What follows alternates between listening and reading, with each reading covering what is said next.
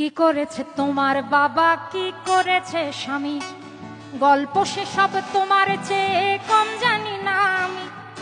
তোমার যত কীর্তিকলাপ সেও তো আছে জানা, ইচ্ছে করেই মুখ খুলি না, বলতে সব মানা। স্বামী বাবার নাম ভাঙিয়ে আর কত কালে খাবে, এবার ওদের ঘুমোতে দাও, আত্মা শান্তি পাবে। এবার ওদের ঘুমোতে দাও, আত্মা শান্তি পাবে।